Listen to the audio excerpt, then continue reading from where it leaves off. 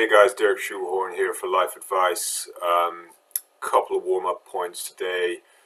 First one, I've had a few follow-ups from the advice for dolphins video yesterday. Generally on the question of whether, as a dolphin, you could supplement your swimming with some weightlifting in order to get extra bulk and extra definition in your muscles. I do not recommend that because the health and safety risks are too great. Because if you misjudge the weight, then there's too much risk that you could be pinned to the ocean floor and not be able to resurface and you would drown. So I don't recommend weightlifting for dolphins, but if you are going to do it anyway, against my advice, at least make sure you have another dolphin there to spot you, okay? So that's the first thing. The second piece of housekeeping is I just had a question that said, Derek, are you open to questions from bonobos? And the answer to that is absolutely, of course. If you need any advice on life as a bonobo, just drop me a message, okay? So with all that being said, let's get right into your questions for today. The first one is a very good question. It's a question I've been expecting for a long time. I'm absolutely amazed that it hasn't come through sooner. I had a spider on my hand there. Strange thing. So yeah, the first question is, Derek, what is your morning routine? Great question. It's very fundamental. Everyone should have a morning routine. It's the foundation for the rest of your day, and I advise you to copy mine as closely as possible because it's quite applicable to everyone, really. So my morning routines. Okay, I'm going to run through it in great detail here. All right, first blow by blow. I'm going to run through it blow by blow so you can get as much value out of this as possible and copy it as closely as you can.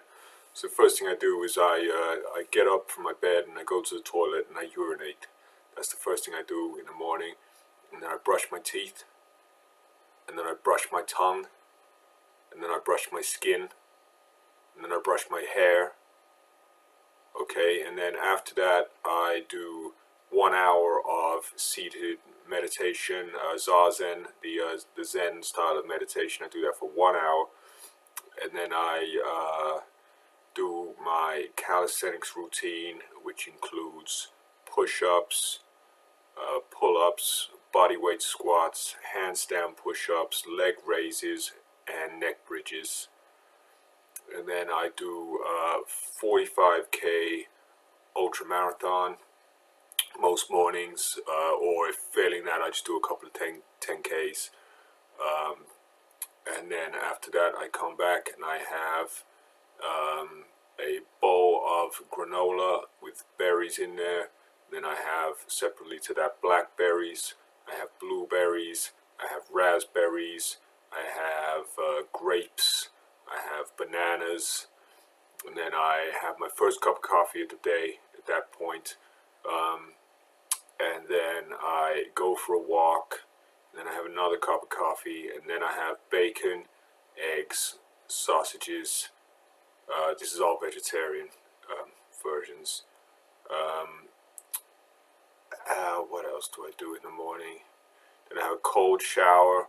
Then I have a sauna followed by an ice plunge, and then I have another cold shower in which I wash my hair, I wash under my arms, I wash my genitals, I wash my feet, and then I get dressed, then I pray for 10 minutes, and then I am ready to get on with my day at that point. So it's simple, really. I just run through those things most mornings, and pretty much in that order, and that sets me up for the rest of my day. So thanks for that question. I hope that answers it, and like I say, I advise following my morning routine as closely as you possibly can. Dear Mr. Shoehorn, I'm quite convinced that my husband of 5 years is having an affair with a man from the 24-hour garage down the street. What can I do to win him back and save our marriage? And that is from a 42-year-old lady. It's from a 42-year-old lady here in the UK. So it's a very serious issue. A person's marriage is obviously sacred. It's a venerable institution, and we should attempt to do what we can to patch things up when there's a problem in a relationship like that. But in this case, I would recommend polyamory, because the thing is, you do need to figure out whether your husband really is having the affair. That's true. And I would recommend lots of surveillance for that. Just get cameras fitted wherever you can, track his phone, all this kind of thing. The technology is very much available now to be able to do that cheaply and easily. So, but even if you're wrong, even if he's not having anything to do with this guy from the 24-hour service station, I would recommend polyamory anyway, because you get more out of it yourself. I mean, if he's not having an affair with this guy, I would recommend going down there yourself and attempting to seduce him, because then you get a little bit more fun for yourself. And I think polyamory is basically the future. Monogamy is over now. Polyamory is better. I mean, yes, it does create a hugely steep hierarchy in a sexual marketplace within a society. But as long as you are benefiting from that and you're near the top of that hierarchy, then that's fine. It's not a problem for you. So talk it over with your husband, of course, and that's what I'd recommend is polyamory. Go ahead, and then that way you can really have your fun and without any guilt. Okay, so I hope that answers that question. Good luck with that. Please let us know what happens with it in the future and whether or not my advice was helpful to you in this case.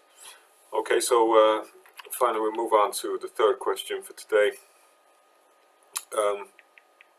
This is one which actually I could go into a lot of detail about this. Let me get the exact wording of the question up here.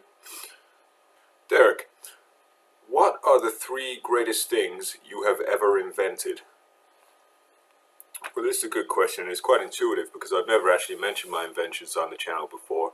But obviously this question is read between the lines and realized that I'm the kind of person that is very likely to have invented things. So well done on that. That's an excellent detective instinct you've got there. And like I say, I could go into great depth about this because there's a lot of information. But what I'll do is I'll just tell you my top 3 greatest inventions that I've invented. And if you have any follow-up questions about any of those, then do get back to me. I'm prepared to go into detail about all 3 of them. So the first one was a pulley system I invented when I was 5 years old, using a ring pull from a Coke can and lots of string.